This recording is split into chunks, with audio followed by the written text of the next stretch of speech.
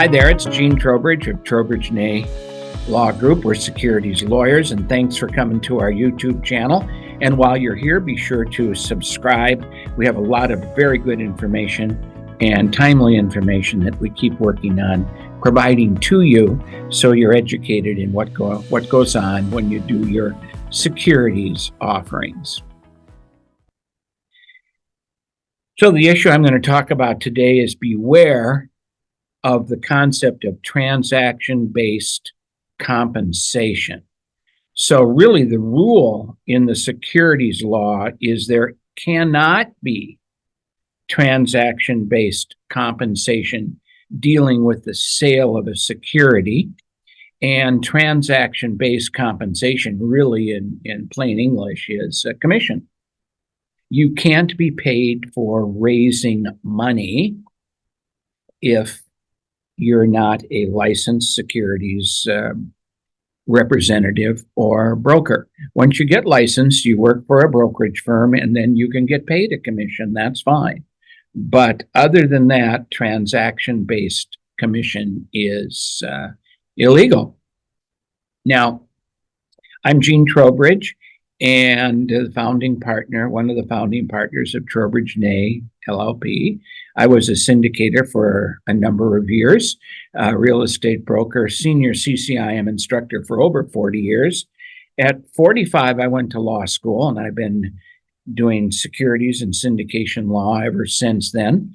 I've written a book, and at the end of this YouTube, I'll show you how you can get a free PDF of my book. And in my spare time, I'm an old runner doing half marathons. In fact, as I record this, I've now done 39 half marathons in the last 16 years, which is when I really started running. So that's who I am. Group sponsors call me and ask me about being compensated in fund of funds offering. Now, what's a fund of funds offering? A fund of funds offering is a buzzword. It's really hot today, and what people describe it as is, let's say I put together a syndication and I raise money, and then my fund goes and invests in your fund. Let's say you have an offering to build a self-storage facility in North Carolina, and you're about $3 million short of funding, and you come to me. I say, I can do that. I put together a group of investors inside an LLC. I treat it as my own offering. And then I come in, and that offering of mine becomes an investor in your offering. And let's say I bring in the full $3 million. My fund will have a percentage interest ownership in your offering. When you have cash to distribute, you'll send my fund one check. I will split that check and send it to my investors. You'll send me a K1 or one K1 at the end of the year, and I'll create a K1 for all of my investors. So my fund is a syndication standing on its own. Your fund is a syndication standing on its own, and it comes together because my fund invests in your fund, and that's basically a fund of funds. Well, here comes a case in the Securities and Exchange Commission versus a man called Daniel Levine, a man out of Texas. This case was determined and settled in the district court for the Northern District of Texas, and there's the case number if you want to research it, on May 1st of this year. And let's see what the case was all about. The case was that the SEC said that the defendant violated Section 15 of the Exchange Act. That's the Exchange Act of 1934 that regulates how things get sold and sets up the ability for the SEC to grant licenses and eventually form something like FINRA, which regulates securities brokers. And the violations the defendant were charged with were, number one, affecting transactions in securities for the accounts of others. So he was actually drafting PPMs, giving investors PPMs, raising their money, and then taking that money and investing in accounts of other people. Okay, sounds like a fund of funds, doesn't it? And he was charged for receiving transaction-based compensation.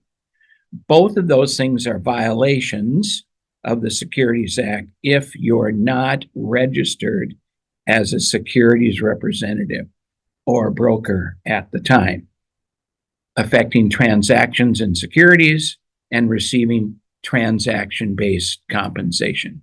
I put together a flow chart based on reading the complaint and the case, and let me explain this to you. Here's our defendant over here. This defendant established himself as the managing member of CRP LLC. And what did CRP LLC do? It solicited investors for CRP fund. Okay, now that makes some sense. So I'm a manager. I'm going to form a CRP fund, and I'm going to go out and find investors in CRP fund. Good. What happens when I find investors in CRP fund? Well, what happens is we were going to invest in one or more of offerings sponsored by a firm called GPB Capital.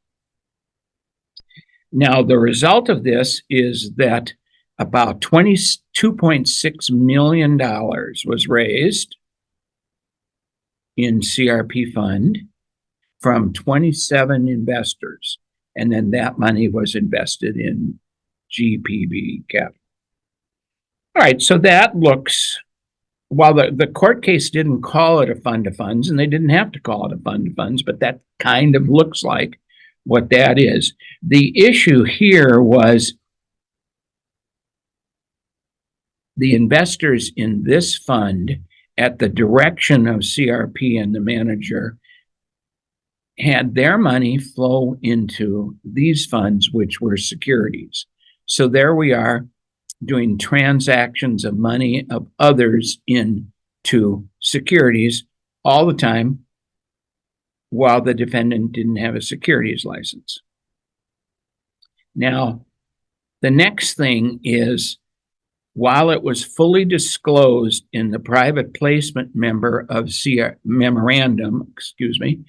CRP funds, it was fully disclosed, all the investors knew what was going on. Is when CRP solicited an investor to go into CRP fund, CRP fund wrote a check back for 6% of the amount that each investor invested and sent it off to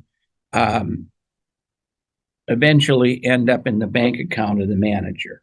It went through the manager entity, and the money was then withdrawn from the manager entity and paid directly to the defendant. So this is transaction-based compensation, clearly stated as a commission. Investor money goes in here, I guess, in compensation for doing all the work to get an investor to go into CRP. The PPM said, well, CRP is going to pay the defendant 6% plus some other fees. And the SEC determined that the amount of fees that the manager collected during this series of transactions, was $320,000. So what I think we have to look at when you are thinking about doing your fund of funds, your CRP funds, I'm not so concerned about a manager forming an entity, the manager-managed entity, and raising money to put in the fund, and then having the fund go out and be an investor in other people's funds. That's fund of funds. But what I'm concerned about is the compensation. And generally what I think the compensation is that CRP fund, as an investor in these other funds, receives a share of the outcome of whatever this fund does. Let's say this fund says we're going to split everything 70-30. Okay. So now CRP fund comes in as an investor in the CPB funds. And at the end, money comes out of the CPB fund paid to CRP on a 70% basis. 30% is earned here and stays here. 70% gets sent to the investors. And then according to this document, the PPM, there'll be some sharing arrangements with CRP LLC, the managing member. But the sharing arrangements are based on the performance of the fund into which we invested, the CPB fund. But if you write the document that says, as I bring investors into CRP, CRP is going to pay me 6% for my money raising capabilities. Basically, that's what it is. Now, that sounds like a commission to me. And that's what the court said. The SEC said, well, hey, that's transaction-based compensation. And we'll look to see if this person here who's receiving the transaction-based compensation is a licensed securities representative or broker. And then they found that the defendant wasn't. And so he was found guilty, if you would. It was a civil case, not a criminal case. But he was found guilty of doing that. And what was the penalty? Well, the first penalty was the defendant had to disgorge the term they use is ill-gotten gains. So he had to take $300,000, $320,000, everything that they said. He had to give it back to the investors in CRP fund. And then, of course, because he was acting as a non-licensed broker-dealer and he was selling funds that were not registered with the SEC, the investors asked for rescission, which means on top of the $320,000, they made a claim for getting all their money back. And in a rescission, the complication is it doesn't make any difference if they've already made money and already received all their money back. The defendant would be responsible for giving them another check equal to their original investment. So that's always a problem in SEC actions is disgorgement of what you earned when you weren't supposed to through your illegal act, and the rights of the investors, because you did something wrong, to get their money back, irrespective of the performance of the fund. So that's what I'm worried about when you go out and do your fund to funds. And as I said, everyone and their brother is talking about fund to funds today. Let's just be careful about how you, as the manager of this fund to funds, get compensated. It's okay if, in fact, the fund in which you invest makes some money and then your fund gets paid. And maybe if of the 70% your fund gets, maybe there is a 90-10 split. And so you'll get paid based on the performance of the fund, not on commission related to raising money for the fund. So that's my warning to you that comes out of this particular case and studying this case. Now, as far as the securities laws go, I've written a book, a simple, plain English book on securities laws. And on the left-hand side of the screen, you'll see a number of topics that you need to know.